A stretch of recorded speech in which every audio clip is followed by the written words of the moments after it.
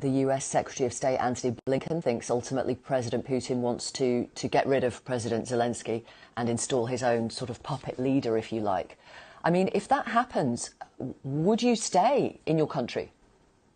If that happens, we will fight. And everybody, I'm not a soldier, I am a human rights defender, but all of us find some way how to be useful in this situation. Putin is not afraid of NATO. Putin is afraid of freedom. And for Ukrainians, freedom is the most important value.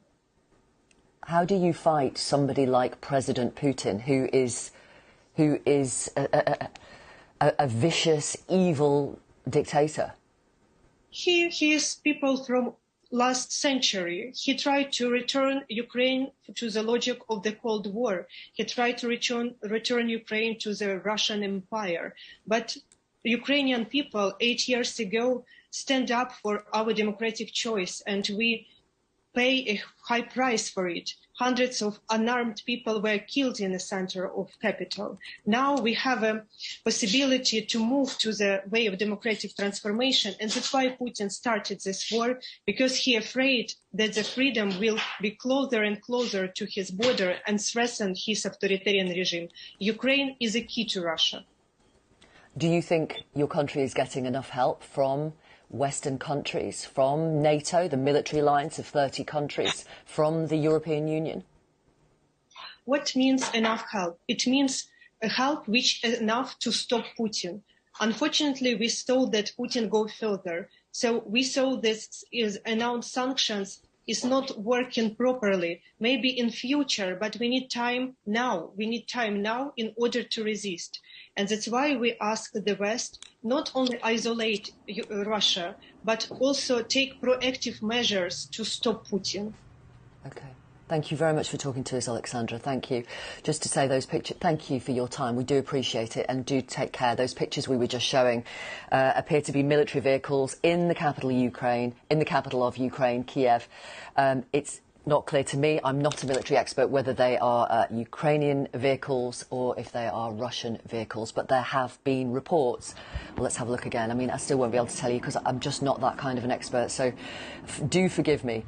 But there are reports of Russian troops to the north of the capital.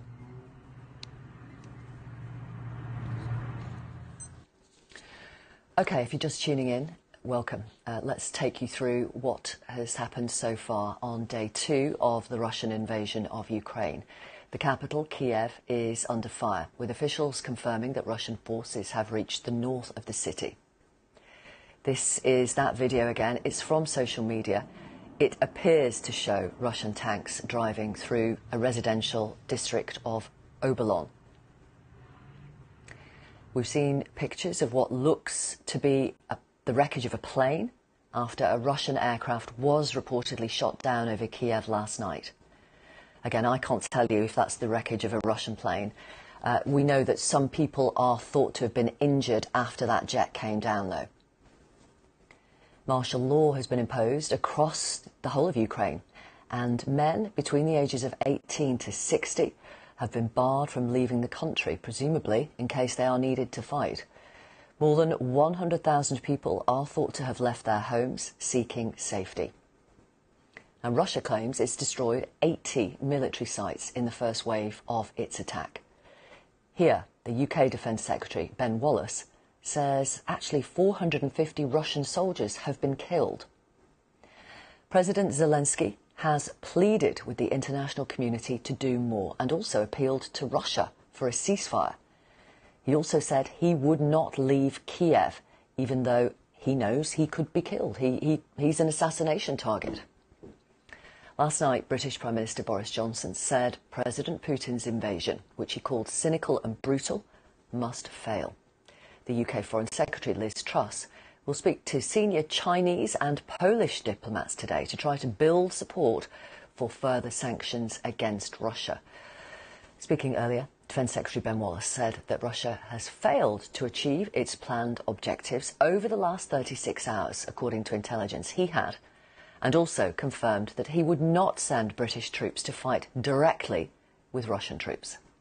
They've lost approximately 450 personnel, the Russian forces. They've lost significant number of tanks and armoured vehicles, and indeed the Ukrainians have brought down a fighter jet, or I think 3 fighter jets at least, and a number of helicopters. And if you remember, President Putin's, one of his reasons for this was all about putting forces into the Donbass. He has failed to break through the Donbass line of control, which was supposed to be one of the reasons he was doing this. So while Russia is huge in its forces, and while Russia is obviously entering Ukraine through a number of different axes, from the south, from the north, from Belarus, and remember that promise, they were all going to leave Belarus, and through the east of the country, they haven't achieved their goals so far. I said very clearly about a month ago that we are not going to be sending British troops to fight directly with Russian troops. We are going to hold the line in NATO. We've always supported Ukraine's application to NATO over the last 15 years. Not every country has wanted them to join. We've done the next best thing, which is train over 20,000 Ukrainians, provided them with lethal capabilities, which they are using right now. And, but I'm not putting British troops directly to fight Russian troops. That would trigger a European war, because we are a NATO country, and Russia would therefore be attacking NATO. Well, the Prime Minister has announced fresh economic sanctions against Russia, calling it the largest and most severe package Russia has ever faced. These include freezing the assets of all major Russian banks and totally excluding them from the UK financial system. 100 companies and individuals will face financial sanctions, including several oligarchs and Russia's biggest defence company. The exportation of military equipment and oil refinery goods is going to be suspended. And the Russian airline Aeroflot has been banned from landing in the UK. And in the last half hour, actually, Russia has banned British Airlines from landing in their country. Let's talk now to Chair of the UK Government Defence Select Committee. We spoke to him yesterday. Conservative MP Tobias Ellwood. Hello again, Mr. Ellwood. What's your assessment of where we are today? Well, I think the penny is dropping, firstly, or that the world is certainly getting more dangerous, not less. And we've entered actually a new era of instability, where states are willing to use brute force to further their interests. And we need to ask ourselves, do we stand by and watch, or what can we do to alter the trajectory of events? I do hope the bigger picture is now recognised, that we need to review our defence posture, our size, our composition, increase our defence spending to 3%, not just here, but across NATO, because this relative peace that we've enjoyed for the last 3 decades, we need to recognise is not the norm. It's been an unusual period of peace, and we're now reverting back to type, more instability, more insecurity, more challenges from dictators, as we're having to deal with now. I'm pleased that we're seeing some solidarity in Parliament. We've got further sanctions coming into place, but I do question as to why we continue to bench NATO. This is the one significant asset that Putin is worried about, concerned about, and I think we could use greater utility of this deterrent, this defence deterrent, in shaping events in the future. OK, but where we are now in a debate about defence spending, populations in the West will have that debate at some point. But now, today, is there anything that can stop President Putin from taking over the whole of Ukraine, getting rid of President Zelensky and installing his own puppet leader? We've just lost you. To be honest, I think there's very little that can be done now. Russian troops are on the march. They've taken over the country. As you heard from the Defence Secretary, they're not actually pushing from the Donbass region. They're coming in from the north and from the south.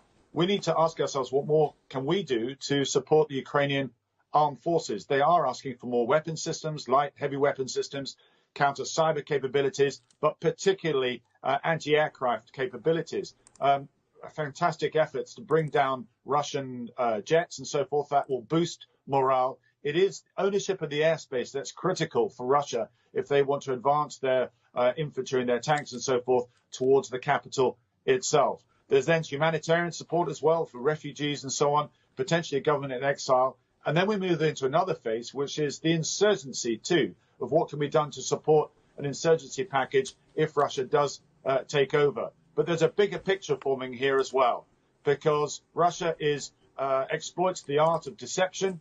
We need to watch what's going on in the Balkans, for example, and in the Arctic, other parts of the world too, because this is what Russia and indeed other authoritarian regimes do. Take advantage of us being focused, distracted on one particular thing to do something elsewhere. We need to watch our backs. OK. You said NATO troops are on the bench, essentially. Where do you want to see NATO troops? Well, this is for NATO and a conversation with Ukraine to take place rather than for me. I'm simply saying that there are options available, a spectrum of involvement that NATO can provide to the extremists of providing, let's say, a no-fly zone, a partial no-fly zone, let's say west of the Dnieper River, for example. That would change the optics, change the dynamics in the country itself. Yes, it would put us in direct confrontation with Russia. My question is if we step back, if we hesitate, if we are timid now, is that simply going to delay a bigger battle in the future? Sorry, I just want to be clear. Are you talking about NATO troops? So troops from the UK, the USA, France, Germany, Poland, etc., in Ukraine or not? I'm suggesting that this is a conversation that we need to seriously have as to how we utilise our military capabilities to support a country that's just been invaded by another power, which may include the consideration of a partial or total no-fly zone. OK. Thank you very much for talking to us again today. Thank you, Tobias Ellwood, Conservative MP and Chair of the UK's Defence Select Committee. Going to bring you these pictures now. I am told they show, I'm just waiting for them, bear with me, they show a briefing of various UN agencies in Geneva. They're being told about, given the latest intelligence about where Russian troops are across Ukraine. And as UNICEF representative also mentioned before, here, the Labour leader, Sir Keir Starmer, has said that the current sanctions against Russia don't go far enough, but that UK political parties do stand united. Past, we have not been effective and strong enough when it comes to Crimea, the Donbass or other examples, and that has allowed Putin to think that the benefits of aggression outweigh the costs. This time we must be united with our allies, with the strongest possible response, providing support in Ukraine, financial support, the equipment that's being provided to Ukraine, dealing with the humanitarian issues and sanctions, the like of which we haven't seen before. Now, I don't think the sanctions the Prime Minister put forward earlier this week were strong enough. Yesterday he put forward a stronger package. I immediately said that we would support that. I want the government to go further. On Monday there will be further legislation and we will push the government further. But I do want to be absolutely clear that at a moment like this, with Russia in an act of aggression invading Ukraine, in the United Kingdom our political parties will stand together. Let's talk to our political correspondent, Nick Eardley, who is at Westminster. OK, so, I mean, I'm getting emails from people in Ukraine saying, please, can the West do more? What else is the British government suggesting it's going to do to try to, I don't know, stop President Putin taking over Ukraine? Well, there's a couple of things that seem to be on the table within the next few days and weeks, Victoria. So firstly, more support for Ukrainian forces, so that might mean equipment, defensive equipment, things like that. We've heard ministers talk about that in the last few days. There's also the possibility that some of the sanctions that have been announced in the last few days could be extended to cover more people, perhaps more industries as well. What you were talking about with Tobias Ellwood there, the idea of perhaps trying to enforce a no-fly zone, perhaps even involving NATO troops in Ukraine, I think that's really unlikely. We've heard the Defence Secretary Ben Wallace say this morning that he is determined to avoid a situation where you have any British or NATO troops directly fighting with Russian troops, for the simple reason that that would lead to a massive escalation of this crisis in Europe. That's the view of the UK government, so I struggle to see how that's going to change anytime soon. There's also that question, one of the things Keir Starmer was talking about this morning. One of the things that some Ukrainian politicians, like the foreign minister, have been calling for is for Western countries to remove Russia from the SWIFT system, which is basically really important for financial transactions globally. The thinking is if you took Russia out of that, it would go further towards crippling Russia's ability to trade globally. That's something the UK has been pushing for, I'm told, privately. It's something the Prime Minister tried to get other countries to agree to yesterday at a virtual G7 meeting. But there's not unanimity on that at the moment. Germany in particular is quite reluctant, so that doesn't seem to be happening anytime soon. So more sanctions against individuals, yes, I think that's quite a possibility. More aid for Ukraine and for the Ukrainian military, yes, but in terms of boots on the ground, I can't see that happening. Thank you very much, Nick. Let's just bring you this breaking news. UEFA have stripped St. Petersburg, that's Russia's second city, of the opportunity of hosting the Champions League final, which was due at the end of May, and they have moved the final to Paris. So UEFA have said that because of Russia's invasion of Ukraine, St. Petersburg will not be hosting the Champions League final at the end of May. It will be moved to Paris. At an emergency summit last night to discuss the Russia crisis, EU leaders agreed to expand their sanctions package. They also announced they would be imposing separate sanctions on Belarus, which is where Russian military were doing those exercises in the days running up to the invasion. Belarus, a key ally of President Putin. Let's talk now to our correspondent in Brussels, Jessica Parker. So what are these sanctions involving, Jessica? So the latest set of sanctions from the EU against Russia, because we don't have the details of sanctions on Belarus yet, involve targeting its financial sector, so limiting its access to financial markets, particularly targeting Russian banks, the defence sector, also export bans on materials that will prevent Russia from upgrading its oil refineries, and export bans on aircraft parts, equipment, which the EU says will really hurt Russia's commercial airlines companies. So those are some of the sanctions announced overnight in the early hours of this morning by the European Union. The EU keeps describing its sanctions package as massive and that it'll have severe costs on Russia. And in the longer term, of course, that may well be true in terms of eating into Russia's industrial base. But I think the slight problem this morning for the EU is that there is a lot of discussion about SWIFT and the EU's apparent reluctance to cut Russia off from that international payment system, as Nick was just outlining in Westminster, and as well its reluctance to look at the idea of starting to cut its imports of energy from Russia as well, really seen as the most radical options. And as you see explosions on the ground in Kiev, I think for the EU, as it says its sanctions package is massive, clearly it isn't stopping President Putin, and in a way it's not designed to. The package is being outlined as the invasion has happened and is happening, but I think there will be continued pressure on the EU to do more. But for every time it tries to inflict a cost on Russia, of course, there is the risk that Russia might bring forward counter-sanctions, and imposing sanctions on President Putin will naturally, in many areas, cost the EU and EU citizens as well. Thank you very much, Jessica. Let's talk now to Marta Muliak, who is a board member of the Association of Ukrainians in Great Britain. Marta, hello to you. Good morning, Britain. I've just got this email from somebody who is in Ukraine. There are two of them, and she says we're currently in a basement about half a kilometre from the Golden Gate in Kiev, so almost the city centre. We've got food, we've got drink, the power is still on.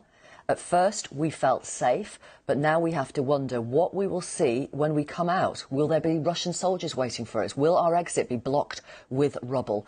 For now, all we can do is wait. We are praying for other countries to protect Ukraine's peaceful way of life.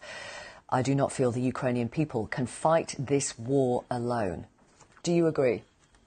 Absolutely, and nor should they. This is not just the war in Ukraine. This is the war of democracy that we're observing now. When the Second World War was starting, no one believed, and especially Britain didn't believe, that they would ever become part of that horror that happened in 1945. Yesterday, we were protesting at the Downing Street, and we were standing there just next to the remembrance memorials, and no Ukrainians want more of those remembrance memorials across the Europe. So we are very worried, but this is the war not just for Ukraine, but the whole democracy and Europe. What do you think President Putin wants? It is really hard to really know what he wants. I think he keeps changing his mind. His first goal is to have Ukraine as a puppet country inside Russia. Well, that's never going to happen. Ukraine has a long-standing history with Russia. We have been occupied, not occupied, in the union with Russia. We had many different ways of trying to work together. Ukraine has a very clear course on independence, on strong and independent country. And this is what, as a first step, Putin is trying to deter, is that strong independence. And second of all, he's trying to show the world his power, that he can do anything and he can get away with anything. And I fear that if he's not stopped in Ukraine, he will go further. And the next step can be Warsaw. The next step can be Berlin, even though Germany for now supports in many ways Russia. Well, that's at least what we're seeing from their actions. And then, well, they did cancel the gas pipeline, which is a pretty major, significant thing. It is, of course it is, but now we're seeing an opposition in switching off SWIFT, and SWIFT is something that is funding this war and is funding Russian army, and we need to understand the scale of it. Russia has to be switched off and cut off from any financial supply to the country and to the army. Thank you very much. Thank you for talking to us, Marta. No problem. Oil prices have risen again this morning after concerns over tightening supplies as Russian forces continue their invasion of Ukraine. But stock markets in Europe and Asia rebounded as investors assessed Western sanctions on Russia. OK, let's put this in plain English for normal people who are watching around the world. What does that mean and why is that significant? It means that yesterday investors were very worried about what was going to be announced by the United States, by the European Union in terms of sanctions. They didn't know what to expect. So we saw share prices heading downwards and we saw the cost of oil and the cost of gas heading sharply upwards. Today, the sanctions have been announced. They're quite severe in some areas, but at least they're a known quantity. And as a result of that, you have a little bit more money going back into the market. So we've had a small recovery on the financial markets in Europe, quite a big one on the financial markets in Moscow, which were devastated yesterday, really. And, you know, there was so they've rallied, have they? They've rallied. Because yesterday, the Foreign Office Minister, the UK Foreign Office Minister, was saying, look, because of sanctions, the Russian stock market's dropped by 30%. So Putin's going to find it much harder to fund this war. So what are they back up to today? Well, it depends which index you look at, but one of them is up 14%, another is up 20%. Now, that's a rally, but they're still very much lower than they were before all this started off. So there has been a hit. There has been a hit to confidence. Shares in companies like Gazprom or Rosneft, Sberbank, the kind of